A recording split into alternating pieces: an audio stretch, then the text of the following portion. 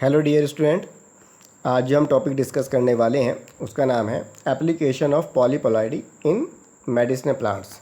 जैसा टॉपिक अपने आप में ही इंडिकेट कर रहा है कि जो पॉलीपोलाइडी जो प्रोसेस है वो किस तरीके से मेडिसिनल प्लांट्स के लिए हेल्पफुल हो सकता है। और जब मेडिसिनल प्लांट्स के बारे में बात करते हैं तो ये जो प्रोसेस है इसके द्वारा कई मेडिसिनल प्लांट्स के जो सेकेंडरी मेटाबोलाइट है उनकी कंसंट्रेशन इंक्रीज़ पाई गई है। मगर ये प्रोसेस सभी प्लांट्स के ऊपर एप्लीकेबल नहीं होता, और प्लांट्स के ऊपर भी इसको यूज़ किया गया है मगर उसमें देखा गया है कि कुछ बेनिफिशियरी इफेक्ट उसके द्वारा प्रोड्यूस नहीं हुए हैं। तो यहाँ पे जब हम एप्लीकेशन जब हेडिंग आएगी उसके बारे में उसको डिटेल में डिस्कस करेंगे। अब बात करते हैं कंटेंट्स पार्ट की। जब हम कंटेंट्स पार्ट के बारे में बात करते हैं तो पॉलीपोलाइडी का इंट्रोडक्शन के बारे में आएगा, क्यों ये पॉलीपोलाइडी होता है उसका रीज़न क्या है इसके बारे में डिस्कस करेंगे। किस तरीके से पॉलीपोलाइडी को इंड्यूस किया जा सकता है, कौन कौन से मेथड को हम यूज़ कर सकते हैं, types of पॉलीपोलाइडी and the application of पॉलीपोलाइडी in A medicinal plant. तो नंबर 1 बच्चों आ रहा है इंट्रोडक्शन ऑफ पॉलीपोलाइडी। जब हम पॉलीपोलाइडी के बारे में बात करते हैं तो it is a one type of the condition in which the cell of an organism have more than 2 paired set of the chromosome. अब इस बात को समझने से पहले मैं ये बता दूं कि हमने लास्ट टाइम एक टॉपिक डिस्कस किया था जिसका नाम था application of the mutation in medicinal plants. और जब हमने म्यूटेशंस के टाइप्स के बारे में बात कर रहे थे तो उसमें बताया गया था कि म्यूटेशंस की 2 टाइप्स पाई जाती हैं। एक तो था हमारा पॉइंट म्यूटेशन जिसको हम जीन म्यूटेशन के नाम से भी जानते हैं, और एक था हमारा क्रोमोसोम म्यूटेशन जिसको हम क्रोमोसोम अल्टरेशन टाइप के नाम से भी जाना जाता है। जब हमने पॉइंट म्यूटेशंस के बारे में बात करी थी तो स्पेसिफिकली डीएनए के जो न्यूक्लियोटाइड के सीक्वेंस है उसमें चेंजेस पाए जा रहे थे जो कि हमारे पॉइंट म्यूटेशन के अंदर आ रहे थे। उसमें हमारा सब्स्टिट्यूशन हो रहा था, इंजर्शन आ रहा था, डिलीशंस मेथड आ रहे थे। जब हम बात कर रहे थे क्रोमोसोम्स के अंतर्गत तो क्रोमोसोम के भी अंतर्गत हमारे 2 प्रकार के उसमें मैकेनिज्म लग रहे थे।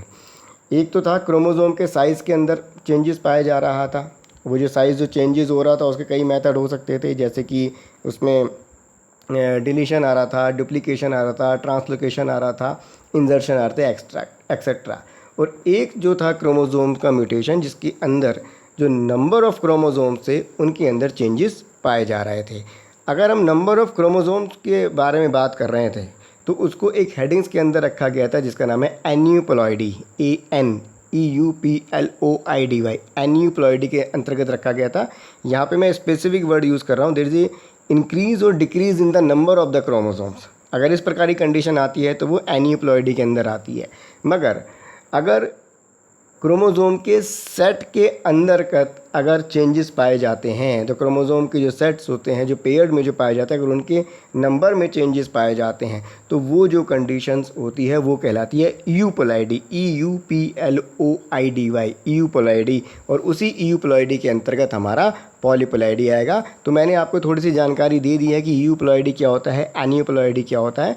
यूप्लॉइडी के अंदर हम जो क्रोमोसोम के सेट हैं उसके नंबर में चेंजेस पाए जाते हैं। अब हम डेफिनेशन के बारे में बात करते हैं पॉलीपोलाइडी के बारे में। तो यहाँ पे इस डेफिनेशन को समझेंगे, the condition in which the cells of an organism have more than 2 paired sets of the chromosomes. अब ये डेफिनेशन क्या कहला रही है, अगर हम कोई भी सेल्स को देखते हैं किसी ऑर्गेनिज्म के अंदर तो उसके अंदर specific number set of chromosomes पाए जाते हैं।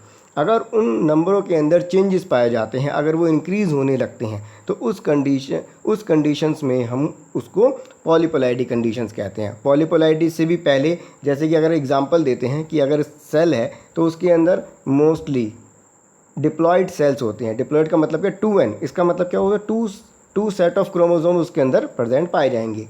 अगर किसी कारणवश या फिर किसी प्रोसेस के द्वारा अगर इस 2n को हम 3n के अंदर कन्वर्ट करते हैं जिसको ट्राइपोलाइडी कहते हैं, 3n के अलावा उसको अगर 4n के अंदर जिसको टेट्रापोलाइडी कहते हैं, 4n के अलावा अगर उसे 5n जिसे पेंटापोलाइडी कहते हैं, अगर इस प्रकार की कंडीशन पाई जाती है डिप्लॉयड कंडीशंस के बाद जितनी भी इंक्रीज़ जो होते हैं हमारे प्लॉइडी में, जैसे कि 3n, 4n, 5n, ये सब के सब 3n, 4n, 5n so on, ये सब के सब हमारी पॉलीपोलाइडी के अंतर्गत ही पाए जाते हैं। तो डेफिनेशन देखिए, condition in which the cells of an organism have more than 2 paired set of the chromosome.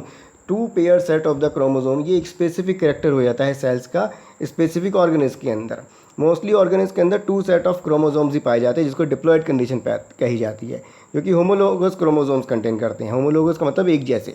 तो अगर इन सेट ऑफ क्रोमोसोम में इंक्रीज़ हो जाते हैं नंबर, 2n की जगह 3n, 4n, 5n की अगर कंडीशन आती है, तो 2n के अलावा जितने भी इंक्रीमेंट जो पाए जा रहे हैं उनको हम पॉलीपोलाइडी के अंदर ही रखेंगे। इसको और समझते हैं थोड़ा आसानी से। अगर हम इस पॉलीपोलाइडी टर्म को ही देखते हैं तो मेनली ये 2 वर्ड से मिलके बना, या फिर अगर इसके वर्ड को स्प्लिट कर दिया जाए तो इसमें 2 वर्ड निकल के आते हैं। एक तो है हमारा पॉली और दूसरा आ रहा है हमारा पोलॉइडी। तो जब हम पॉली के बारे में तो हम जानते ही हैं, that is the meaning of the poly is a more, और यहाँ पे मैंने 3 और मोर लिखा है जानबूझ के, उसको मैं समझाऊंगा अभी बाद में। तो केवल अभी पॉली का तो मतलब ये मैनी या फिर उसको मोर के नाम से जाना जाएगा। और जब हम प्लॉइडी के बारे में बात करते हैं तो प्लॉइडी का मतलब क्या हो गया? प्लॉइडी का मतलब है the number of the complete set of the chromosome in a cell, number of complete set of the chromosome in a cell that is known by the name ploidy. इसमें मतलब क्या है कि ईच एंड इंडिविजुअल सेल जो होती है वो complete set of chromosome को कंटेन करती है। अब हम इन दोनों वर्ड में मैच करेंगे, इंटर रिलेशनशिप डेवलप करते हैं। पहला वर्ड है पोली और दूसरा वर्ड आ रहा है प्लॉइडी। प्लॉइडी का मतलब है number of complete set of the chromosome in a cell. एक सेल में जो होगा वो complete set of the chromosomes पाए जाते हैं। अगर उन क्रोमोसोम की संख्या ज़्यादा हो जाती है, जो सेट ऑफ क्रोमोसोम की जो संख्या अगर ज़्यादा पाई जाती है, 3n, 4n, यहाँ पे क्या लिखा है 3 और मोर, इसका मतलब क्या है? डिप्लॉयड कंडीशन से अलग। डिप्लॉयड का मतलब 2n के अलावा जितने भी हमारे इंक्रीज सेट ऑफ क्रोमोसोम पाए जाएंगे वो सभी के सभी पॉलीपोलाइडी के अंतर्गत पाए जाएंगे। 2n के अलावा क्या होगा? 3n हो सकता है, 4n हो सकता है, 5n हो सकता है, 6n हो सकता है। तो ये जितने भी हैं 2n के अलावा, 2n के आगे जितने भी 3n, 4n, 5n जो आ रहे हैं, ये सब के सब क्या कहलाते हैं? These are termed as a polyploidy. Genome एक वर्ड यहाँ पे आ रहा है। जीनोम का मतलब क्या है? The specific number of the chromosome is a character of each species. Each species के अंदर, जो सेल के अंदर जो न्यूक्लियस जो पाया जा रहा है, उनमें स्पेसिफिक नंबर ऑफ क्रोमोसोम्स पाए जाते हैं, जिनको हम जीनोम के नाम से जानते हैं। अब यहाँ पे बच्चों एक टर्म हमारी आ गई यूप्लॉइडी। इसके बारे में मैंने आपको बताया था जब मैंने म्यूटेशंस के टाइप के बारे में बताया था। यूप्लॉइडी होती क्या है? Euploidy the type of the ploidy in which genome contain whole set of the chromosome. यहाँ पे यूप्लॉइडी का जो लिंक है वो सेट ऑफ क्रोमोसोम से है। ईच ऑर्गेनिज्म की जो सेल है उसके अंदर जो न्यूक्लियस जो पाया जाता है, उस न्यूक्लियस के अंदर स्पेसिफिक सेट नंबर जो होते हैं क्रोमोसोम्स के पाए जाते हैं, उसी को हम यूप्लॉइडी कहते हैं। अब यूप्लॉइडी क्या क्या कंटेन कर सकती है? यूप्लॉइडी कंटेन कर सकती है मोनोप्लॉइडी। मोनोप्लॉइडी का मतलब हम जानते ही हैं कि मोनोप्लॉइडी का मतलब क्या हुआ कि वो कंटेन करेगा एन, केवल हैप्लॉइड सेल्स पाई जाती है। जैसे कि हमने मियोसिस सेल डिवीज़न का नाम सुना है। मियोसिस में होता क्या है? इसको रिड्यूस सेल डिवीज़न के नाम से भी जानते हैं। हमारे जो पेरेंट सेल है वो हमारी 4 डॉटर सेल्स के अंदर कन्वर्ट होती है, और चारों की चारों डॉटर सेल्स के अंदर क्या पाया जाता है? हैप्लॉइड इन नेचर होती है। हैप्लॉइड का मतलब क्या था? केवल एक सेट या फिर एक ही क्रोमोसोम उसकी प्रेजेंट पाई जाती है, इसलिए उसको हैप्लॉइड बोला जाता है। दूसरा आ रहा है हमारा डिप्लॉइडी। डिप्लॉइडी का मतलब क्या? डाइप्लॉइडी का मतलब 2, और प्लॉइडी का मतलब हम जानते हैं complete set of the chromosome. तो इसमें जो हमारे होते हैं वो 2n, मतलब 2 सेट ऑफ क्रोमोसोम इसके अंदर पाए जाएंगे। और तीसरा आ रहा है हमारा पॉलीपोलाइडी।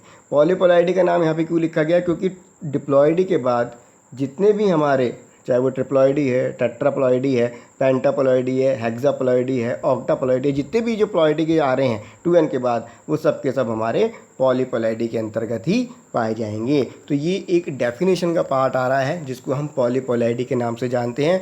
There is a condition in which the cell of an organism have more than 2 paired set of the chromosome.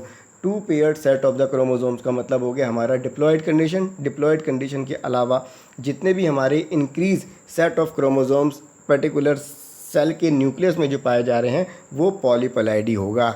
अब बात करते हैं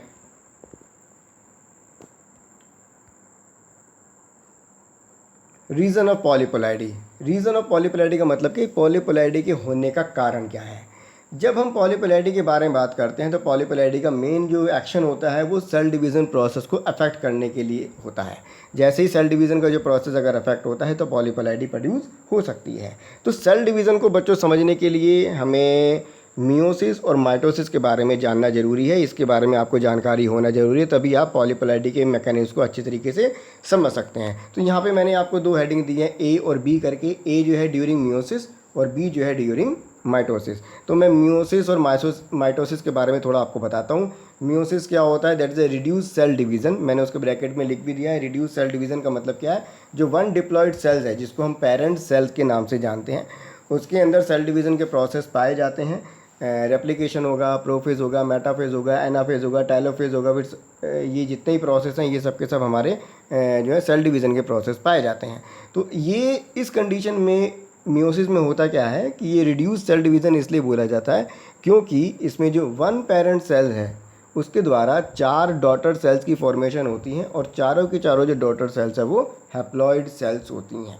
क्लियर? ये हो गया प्रोसेस हमारा मियोसिस का। अब किस तरीके से हमारा पॉलीप्लॉइडी जो होती है वो मियोसिस को किस तरीके से अफेक्ट कर सकता है या फिर हमारा सेल डिवीज़न किस तरीके से अफेक्ट हो सकता है, तो यहाँ पे क्लियर कट लिखा हुआ है, there is a failure of separation of homologous chromosome leads to formation of the unreduced cell process called non-disjunction of sister chromatid।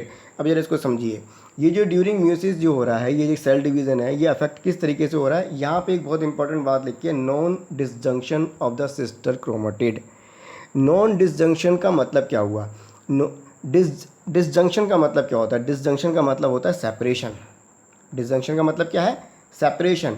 और नॉन डिसजंक्शन का मतलब क्या है कि वो सेपरेशन कंप्लीट नहीं हो पाए। अब किसका सेपरेशन कंप्लीट नहीं हो पाया, there is a failure of separation of homologous chromosomes lead to formation of unreduced cells. जैसा मैंने आपको बताया था कि एक पेरेंट सेल से 4 डॉटर सेल्स की फॉर्मेशन हो रही है, उसके पहले के प्रोसेस क्या है, उसमें रेप्लिकेशन होगा, उसमें प्रोफेज होगा, उसमें मेटाफेज होगा, उसमें एनाफेज होगा, उसके अंदर टेलोफेज होगा। These are the process which has been occur. तो जब ये जो मेटाफेज प्रोसेस जो होता है इसके अंदर क्या होता है कि हमारे जो क्रोमेटिन स्पिंडल फाइबर की फॉर्मेशन होती है, और ये जो स्पिंडल फाइबर का काम ही यही होता है कि जो होमोलोगस जो क्रोमोसोम होते हैं उनको सेपरेट करने का काम करता है, जो कि हमें पेरेंट सेल से ऑब्टेन हुए हैं। जब ये सेपरेट हो जाते हैं, सेपरेट होने के बाद इनके अंदर फिर से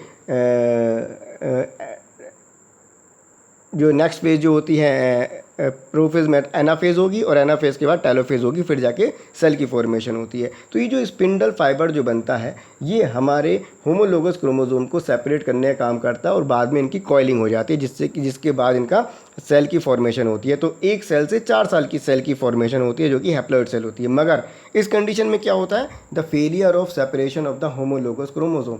ये जो होमोलोगस जो क्रोमोसोम है ये एक दूसरे से सेपरेट नहीं हो पाते, जो कि general normal meiosis cell division के अंदर पाया जाता है।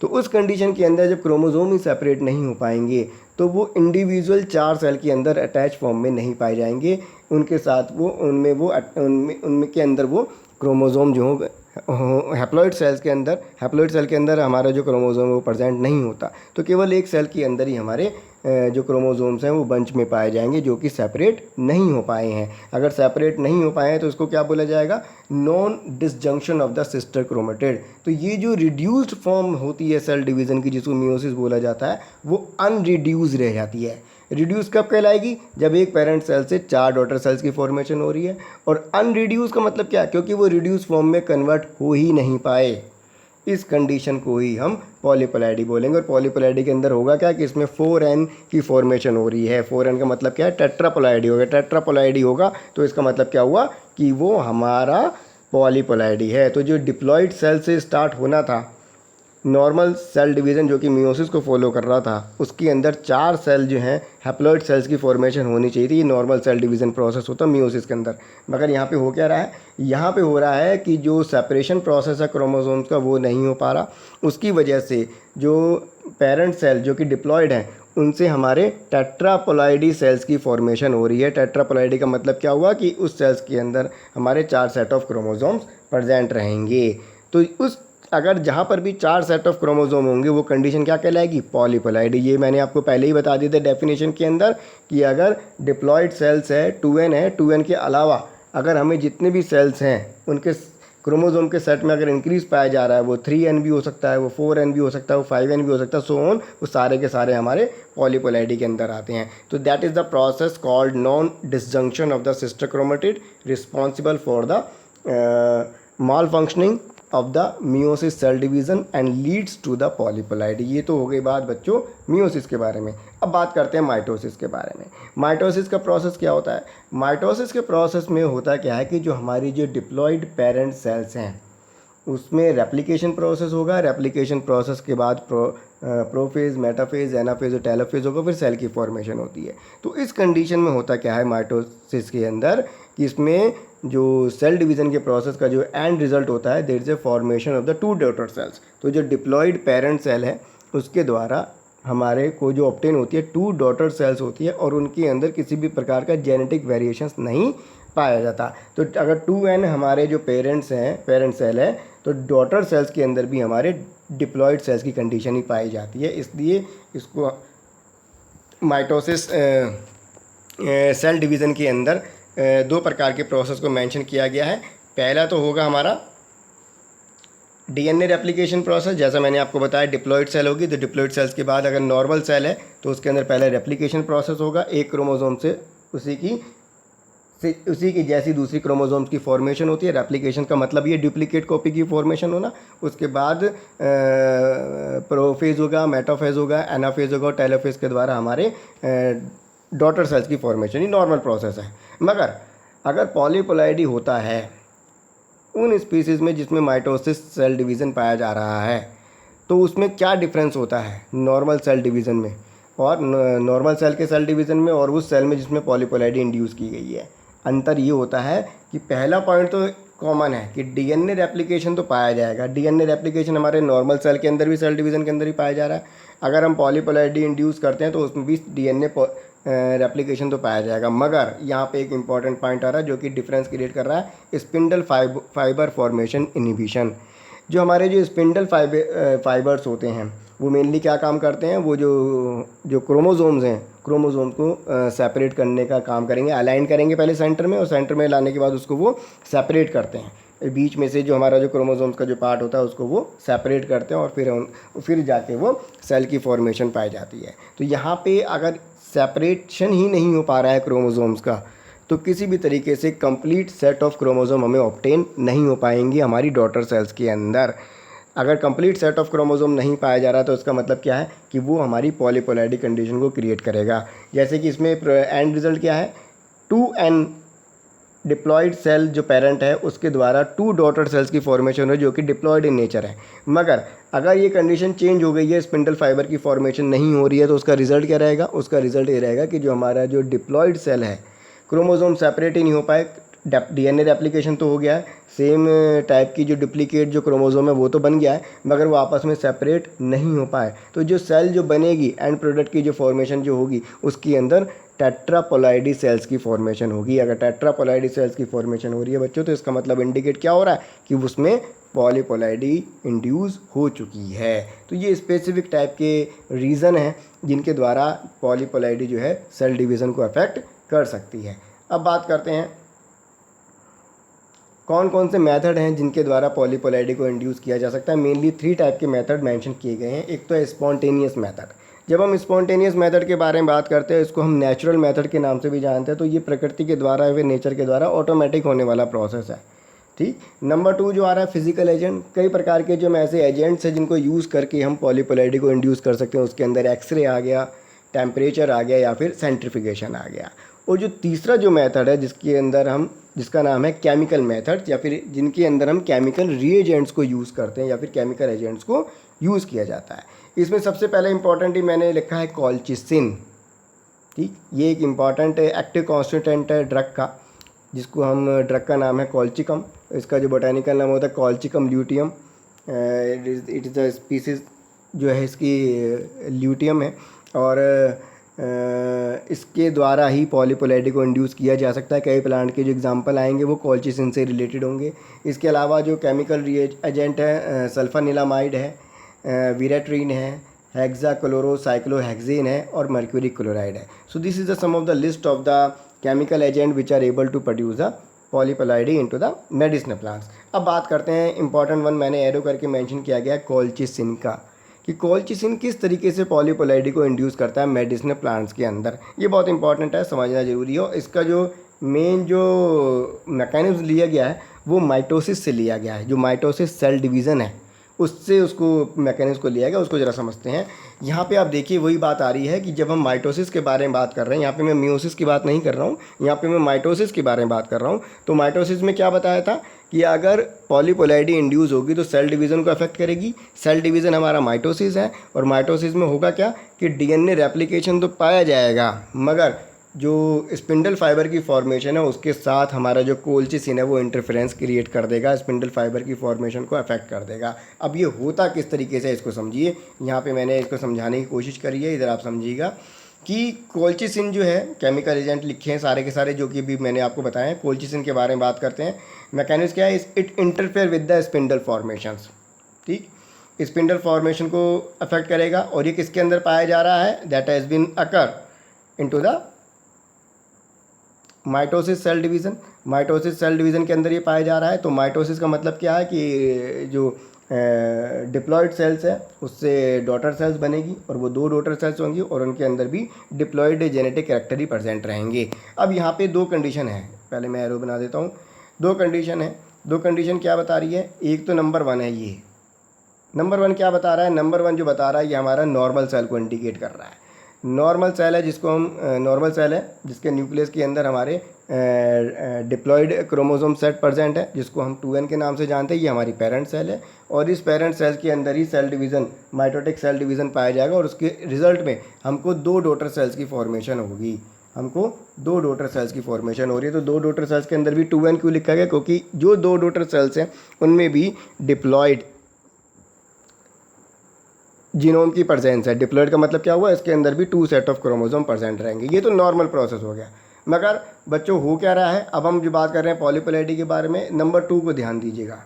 नंबर 2 क्या इंडिकेट कर रहा है, यहाँ पे जो नॉर्मल सेल है, नॉर्मल सेल क्या है, ये हमारी 2n जो कि डिप्लॉयड सेल है, मगर जब इसमें सेल डिवीज़न के प्रोसेस में माल फंक्शनिंग हो रही है after the treatment with the colchicine जो कि केमिकल रिएजेंट है, ये जो डिप्लॉयड सेल जो कि पेरेंट सेल है, इसके द्वारा किसकी फॉर्मेशन हो रही है, the formation of the tetraploid daughter cells की फॉर्मेशन हो रही है। अगर टेट्रापोलाइड डॉटर सेल्स की फॉर्मेशन हो रही है तो what it indicate the polyploidy has been created, मतलब पॉलीपोलाइडी प्रोड्यूस हो चुकी है। अब ये पॉलीपोलाइडी प्रोड्यूस होने का मैकेनिज्म क्या है उसके बारे में बात करते हैं। इसको नीचे थोड़ा सा समझाया गया है, उसको देखते हैं, चार्ट की फॉर्म में लिखा हुआ है। सबसे पहले तो आ गई हमारी पेरेंट सेल्स। ये जो पेरेंट सेल है ये हमारी 2n होगी, ऑब्वियस सी बात है, डिप्लॉयड सेल्स है। डिप्लॉयड सेल्स के अंदर जो पहला प्रोसेस जो पाया जा रहा है वो है रेप्लिकेशन का, जिसको हम डीएनए रेप्लिकेशन बोलते हैं। अब डीएनए रेप्लिकेशन में हो क्या रहा है कि हमारे साथ जो 2n थे, उसका मतलब 2 सेट ऑफ क्रोमोसोम थे, अब उसके अंदर रेप्लिकेशन पाया गया। जो क्रोमोसोम है उसकी सेम कॉपी बनेगी, तो 2 क्रोमोसोम से तो दोनों क्रोमोसोम्स की हमारी क्या बनेगी, उसी की डुप्लीकेट कॉपी बनेगी। इसी डुप्लीकेट कॉपी के बनने के प्रोसेस को ही हम डीएनए रेप्लिकेशन कहते हैं। अब जो नेक्स्ट प्रोसेस जो आ रहा है बच्चों वो है हमारा मेटाफेज। मेटाफेज के अंदर होता क्या है, मेटाफेज के अंदर जो हमारा ये जो क्रोमोसोम्स हैं ये सेंटर अलाइंड हो जाते हैं, और इनमें जो स्पिंडल फाइबर की जो फॉर्मेशन होती है वो स्टार्ट होने लगती है जब कोल्चिसिन का ट्रीटमेंट कराया जाता है। Now this is the most important step, when the treatment of the colchicine is taking place it inhibit the spindle fibre formation. अब ये स्पिंडल फाइबर फॉर्मेशन को किस तरीके से इनहिबिट कर रहा है उसका भी मैकेनिज्म है। होता क्या है कि ये जो हमारे जो स्पिंडल फाइबर जो होते हैं ये हमारे प्रोटीन मॉलिक्यूल्स होते हैं, और इनके अंदर डाइसल्फाइड बॉन्ड पाया जाता है। इस डाइसल्फाइड बॉन्ड के साथ हमारा जो कोल्चिसिन है वो जाके अटैच हो जाता है, और किसी भी तरीके से स्पिंडल फाइबर की फॉर्मेशन को इनहिबिट करना स्टार्ट कर देता है। तो जब ये स्पिंडल फाइबर की फॉर्मेशन ही नहीं होती तो ये जो सेपरेशन है, दिस इज़ द सेपरेशन। अगर हम सेपरेशन के बारे में बात करते हैं तो जो हमारा जो स्पिंडल फाइबर होता है ये क्रोमोसोम्स को सेपरेट करने का काम करता था, तो वो सेपरेशन नहीं हो पाता। तो आप यहाँ पे देखेंगे कि यहाँ पे इस स्टेप के अंदर किसी भी तरीके से जो हमारे जो सेपरेशन होने थे क्रोमोसोम्स के वो पॉसिबल नहीं हो पाए। जब सेपरेशन ही नहीं हो पाया तो जो सेल की जो फॉर्मेशन होगी उसके अंदर जो complete set of the chromosome है वो मल्टीपल फॉर्म में प्रेजेंट रहेंगे, क्योंकि उनके अंदर सेपरेशन नहीं हो पाया। तो यहाँ पे जो आपको जो सेल जो दिखाई दे रही है, जो आपको यहाँ पे जो सेल दिखाई दे रही है वो है हमारी टेट्रापोलाइडी सेल्स। लास्ट में देखिएगा दैट इज़ अ टेट्रापोलाइडी सेल्स। तो जो स्टार्ट हुई था हमारा 2n से डिप्लॉयड सेल से, उसके द्वारा जो लास्ट में जो फॉर्मेशन हुई है वो किसकी कंप्लीशन पे हुई है, 4n पे। इसका मतलब 2n से 4n के सेल की फॉर्मेशन हो रही है। क्यों हुई है उसका रीज़न मैंने आपको बताया, क्योंकि inhibition of spindle fibre formation है वो कोल्चिसिन के द्वारा प्रोड्यूस हुआ है। अगर सपोज कीजिए कोल्चिसिन का ट्रीटमेंट नहीं होता, यहाँ पर होता क्या, फिर स्पिंडल फाइबर की फॉर्मेशन होती। स्पिंडल फाइबर जो होते मेटाफेज में वो अटैच हो जाते क्रोमोसोम्स के सेंटर पार्ट से, और दोनों क्रोमोसोम्स को सेपरेट करते। सेपरेट होने के बाद दो डॉटर सेल्स की फॉर्मेशन होती है। दोनों डॉटर सेल्स के अंदर हमारे डिप्लॉयड सेल्स डिप्लॉयड जो हैं वो सेट ऑफ क्रोमोसोम उसके अंदर प्रेजेंट रहते हैं। मगर हुआ क्या यहाँ पे after the treatment of the colchicine spindle fibre की फॉर्मेशन ही नहीं हो पाई। अगर स्पिंडल फाइबर की फॉर्मेशन ही नहीं हो पाएगी तो जो क्रोमोसोम है वो सेपरेट नहीं हो पाएंगे। तो जो सेल जो हमें मिलेगी लास्ट में, जिसको हम डॉटर सेल्स के नाम से जानते हैं, तो वो डिप्लॉयड ना होके टेट्रापोलॉइडी होगी। डिप्लॉयडी ना होकर उसके अंदर टेट्रापोलॉइडी होगा। टेट्रापोलॉइडी का मतलब क्या है, उसके अंदर 4 सेट ऑफ क्रोमोसोम प्रेजेंट रहेंगे, और यही 4 सेट ऑफ क्रोमोसोम जिसको हम 4n के नाम से जाना जा रहा है, टेट्रापोलॉइडी के नाम से जाना जा रहा है, यही हमारी पॉलीपोलॉइडी है। तो यहाँ पे आप मैकेनिज्म को समझ गए होंगे किस तरीके से जो कोल्चिसिन है वो टेट्रापोलॉइडी कंडीशन को क्रिएट कर रही है by the cell division process mitosis के लिए। नेक्स्ट जो बात कर रहे हैं हम टाइप्स ऑफ पॉलीपोलॉइडी। जब हम टाइप्स ऑफ पॉलीपोलॉइडी के बारे में बात करते हैं उसको मेजरली 2 टाइप्स में डिवाइड किया गया है। एक तो है हमारा ऑटोपॉलीपोलॉइडी और दूसरा है एलोपॉलीपोलॉइडी। अब इन दोनों को देखते हैं। पहले बात करते हैं ऑटोपॉलीपोलॉइडी। ऑटोपॉलीपोलॉइडी को भी अगर वर्ड को अगर देखते हैं तो उसको भी 2 वर्ड में स्प्लिट किया जा सकता है। एक तो आ रहा है ऑटो और दूसरा हमारा पॉलीपोलॉइडी। ऑटो का मतलब क्या होता है, ऑटो का मतलब होता है सेम, ठीक। पॉलीपोलॉइडी का मतलब क्या होता है, पॉलीपोलॉइडी का मतलब है there is increase in set number of the chromosome, that is known as the polyploidy then the 2n। Diploid से ज़्यादा जितने भी सेट ऑफ क्रोमोसोम्स पाए जाएंगे, ट्राइपोलॉइडी, टेट्रापोलॉइडी, सवन, वो सब हमारे पॉलीपोलॉइडी होगी। ये तो हम समझ गए। तो ऑटो का मतलब क्या है, अब इसकी डेफिनेशन यहाँ पे लिखी गई है। ऑटो पॉलीपोलॉइडी का मतलब क्या है, the multiplication of the chromosome in a same species. जो वर्ड ऑटो जो लिया गया था ना, जो वर्ड जो ऑटो जो लिया गया था उसका मतलब था सेम, और पोलॉइडी का मतलब हम जानते थे। अगर पॉलीपोलॉइडी अगर पाई जा रही है सेम स्पीसीज़ के अंदर, इस प्रकार के टाइप को बोला जाएगा autopolyploidy. The multiplication of the chromosome in same species. Same species का मतलब क्या हुआ, ऑटो, और मल्टीप्लिकेशन ऑफ क्रोमोसोम्स का मतलब क्या हुआ, पॉलीपोलॉइडी। तो अगर multiplication of the chromosome is occur in a same species of the plant, that type of the polyploidy is known as the autopolyploidy. अब बात करते हैं एलो पॉलीपोलॉइडी का। यहाँ पे बच्चों जो एलो जो वर्ड जो यहाँ पे जो आ रहा है, एलो का मतलब क्या हो गया, एलो का मतलब है हमारा डिफरेंट। एलो का मतलब होता है डिफरेंट, और पॉलीपोलॉइडी का मतलब हम जानते हैं there is increase set of the chromosome comparative to the 2n। Diploid condition के अलावा जितने भी सेट ऑफ क्रोमोसोम है वो हमारे पॉलीपोलॉइडी कहेंगे। तो यहाँ पे इसकी डेफिनेशन क्या होगी, डेफिनेशन इसकी ये आ रही है कि definition is that the multiplication of the chromosome between the different species following the hybridization. अब यहाँ पे अब समझने वाली बात यह है कि डिफरेंट स्पीसीज होगी, तो अगर डिफरेंट स्पीसीज के बीच में अगर पॉलीपोलॉइडी को इंड्यूस किया जा रहा है तो वो किस प्रोसेस को फॉलो करेंगी, they will follow the hybridization process. Hybridization process का मतलब क्या होता है, तो डिफरेंट स्पीसीज के प्लांट को अंदर क्रॉस कराया जाता है और उसका जो एंड प्रोडक्ट होता है वो होता है हमारा हाइब्रिड। तो जो हाइब्रिड जो प्रोड्यूस होगा उसके अंदर इंक्रीज सेट ऑफ क्रोमोसोम्स पाए जाएंगे। अगर इंक्रीज सेट ऑफ क्रोमोसोम पाए जा रहे हैं तो वो क्या कहलाता है, पॉलीपोलॉइडी। तो यहाँ पे जब हम एलो पॉलीपोलॉइडी के बारे में बात करते हैं तो डिफरेंट सेट के अंदर जो मल्टीप्लिकेशन ऑफ क्रोमोसोम जो पाए जा रहे हैं that is followed by the process that is known by the name hybridization. और हाइब्रिडाइजेशन का जो एंड प्रोडक्ट होता है वो होता है हमारा हाइब्रिड। तो हाइब्रिड के अंदर अगर हम उसके सेल के अगर न्यूक्लियस के अंदर अगर जीनोमिक स्ट्रक्चर को देखते हैं तो उसमें पाया जाता है कि they contain the increase set of the chromosome that is known as the polyploidy. तो ये 2 टाइप हो गए बच्चों, एक तो ऑटो पॉलीपोलॉइडी और एक हो गया हमारा एलो पॉलीपोलॉइडी। अब बात करते हैं application of polyploidy in medicinal plant. ये हमारी लास्ट हेडिंग है, किस तरीके से जो पॉलीपोलॉइडी की जो एप्लीकेशन पार्ट को हम डिस्कस कर सकते हैं। और इसको डिस्कस करने का सबसे अच्छा तरीका है कि हम इसको एग्जांपल के तौर पे समझेंगे। तो सबसे पहले हम यहाँ पे केवल एक ही मेथड को डिस्कस करेंगे क्योंकि सिलेबस में मेंशन किया गया है कि केमिकल इंड्यूस पॉलीपोलाइडी सबसे ज़्यादा यूज़ जो होने वाली है वो केमिकल इंड्यूस पॉलीपोलाइडी है, और उसमें भी सबसे ज़्यादा जो यूज़ होता है वो है हमारा कोल्चिसिन। जैसे कि मैंने आपको बताया था कोल्चिसिन क्या है। Colchicine is a active constant which has been isolated from the plants, that is the colchicum luteum, colchicum autumnale, that is one other species. उसके द्वारा हमें कोल्चिसिन एक्टिव कॉन्स्टेंट ऑब्टेन होता है। और कोल्चिसिन जो एक्टिव कॉन्स्टेंट है उसका main function ही यही है, that is use to induce the polyploidy. तो अब ये किस तरीके से इंड्यूस करता है इसके बारे में बात करते हैं कि कोल्चिसिन का जो ट्रीटमेंट है पॉलीपोलाइडी को इंड्यूस करने के लिए वो किस तरीके से प्लांट के अंदर हो सकता है। तो यहाँ पे उसकी फॉर्म के बारे में बात करिए, किस किस फॉर्म के अंदर हम कोल्चिसिन को यूज़ कर सकते हैं जिसकी वजह से पॉलीपोलाइडी इंड्यूस हो मेडिसिन प्लांट के अंदर। तो मेनली यहाँ पर जब हम डिस्कस करेंगे तो यहाँ पे 3 फॉर्म जो हैं कोल्चिसिन की अवेलेबल हैं। पहला तो आ रहा है हमारा सॉल्यूशन फॉर्म, सेकंड वन आ रहा है हमारा पेस्ट फॉर्म, और तीसरी हो रहा है इन अगार मीडियम। इनके बारे में इंडिविजुअली डिस्कस करते हैं।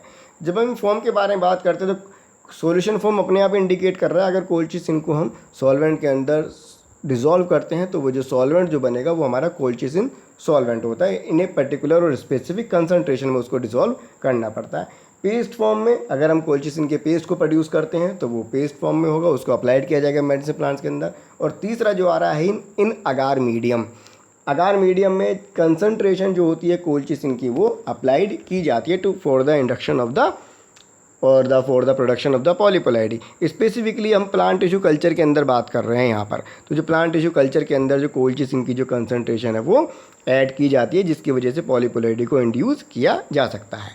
मगर जब हम सॉल्यूशंस के बारे में बात करते हैं तो सॉल्यूशन के फॉर्म को किस तरीके से प्लांट के साथ यूज़ किया जा सकता है।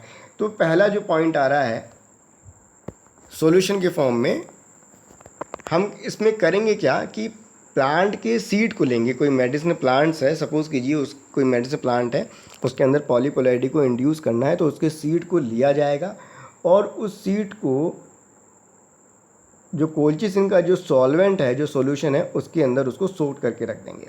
सीड को लेंगे, एक हमारा बीकर होगा, उसके अंदर हमारा कोल्चिसिन सॉल्यूशन होगा स्पेसिफिक कंसंट्रेशन का। उन बीजों को, सीडों को उस बीकर के अंदर रख देते हैं अराउंड 3 to 4 डेज, 3 या 4 दिन के अंतर्गत उसको उसके अंदर रखे रहने देते हैं। सोक कंडीशन में रखे रहते हैं। हो जाता है कंप्लीशन, ये टाइम पीरियड 3 से 4 दिन पूरे जाते हैं, उसको निकाला जाता है और उसको हम सॉइल के अंदर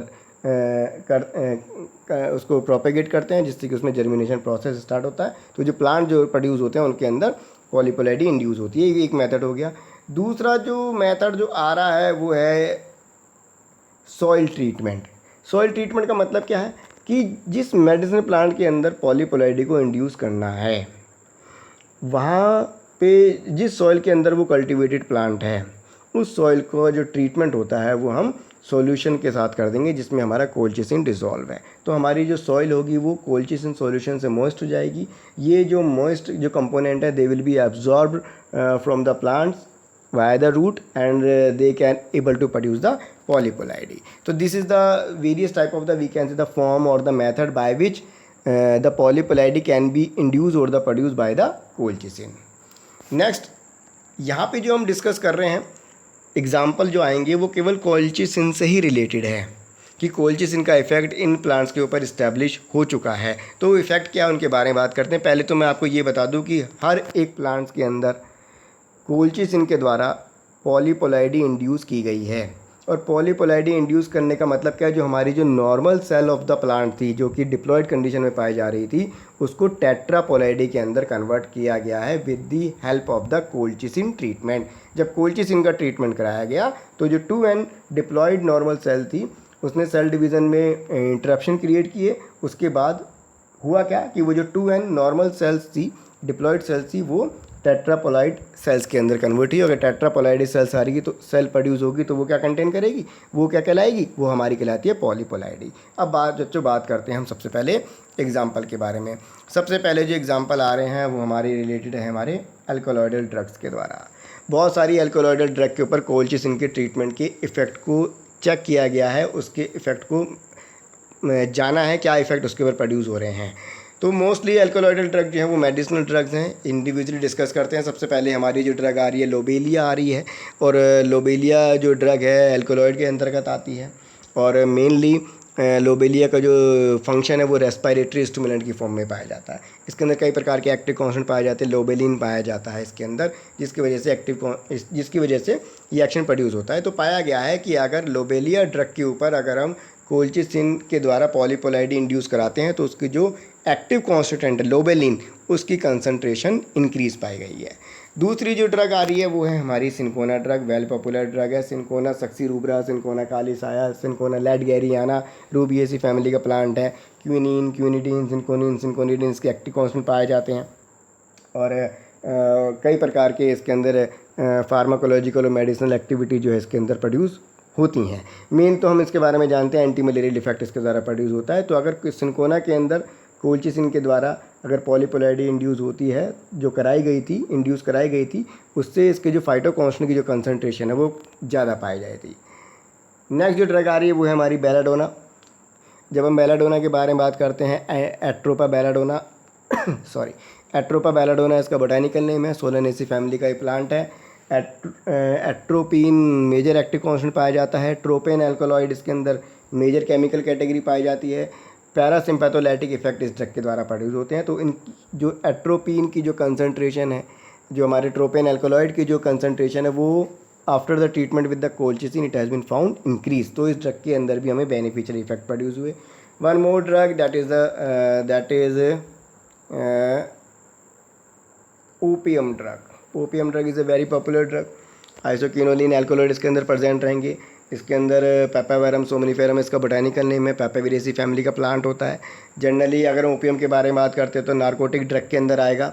और मॉर्फिन, कोडीन, थीबिन स्पेसिफिक टाइप के एक्टिव कॉन्स्टेंट्स के अंदर प्रेजेंट है, जो कि आइसोलेट हो चुके हैं और उनके द्वारा मेडिसिनल एक्टिविटी प्रोड्यूस होती है। मॉर्फिन के द्वारा पावरफुल एनाल जैसी की एक्टिविटी प्रोड्यूस होगी और मेनली नारकोटिक इफेक्ट तो इसके द्वारा प्रोड्यूस होता ही होता है। तो ये पाया गया है कि जब ओपियम को कोल्चिसिन के साथ ट्रीट करते हैं तो उसके अंदर जो फाइटोकॉन्स्टेंट की जो कंसंट्रेशन है वो ज़्यादा पाई जा रही है। तो ये तो इन्फॉर्मेशन हो गई related the drug which are comes under the alkaloidal category.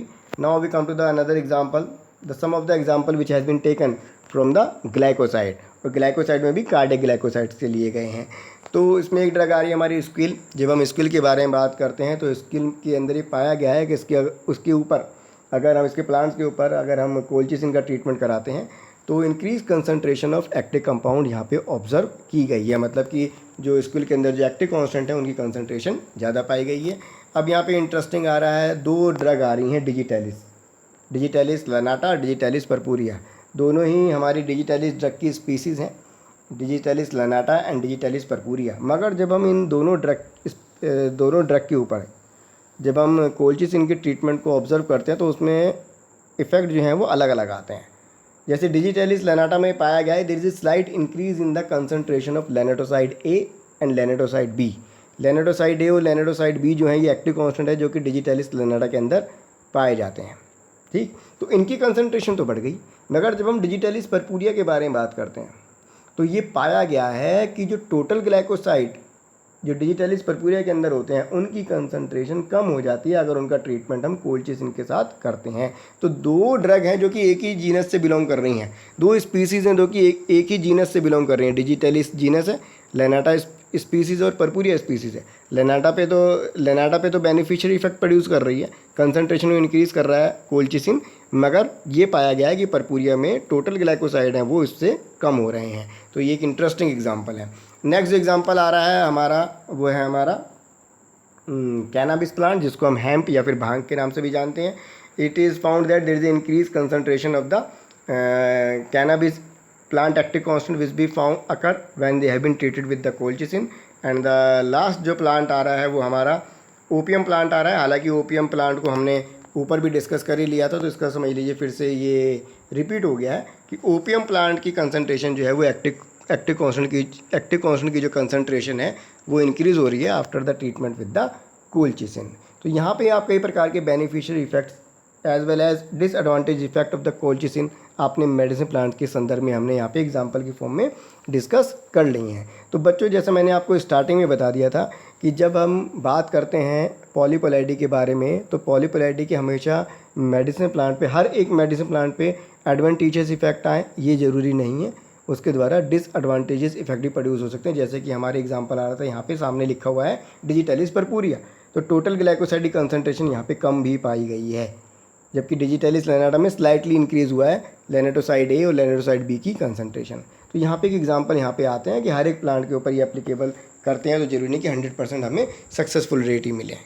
ठीक है, तो बच्चों ये कुछ जानकारी थी। I hope you like the lecture. और किसी भी प्रकार की आपकी क्वेरीज़ हो तो आप मेरे को यूट्यूब कमेंट बॉक्स में आप क्वेश्चन पूछ सकते हैं, मैं आपको उनके आंसर देने की आपको कोशिश करूँगा। I hope you like the lecture. Thank you very much.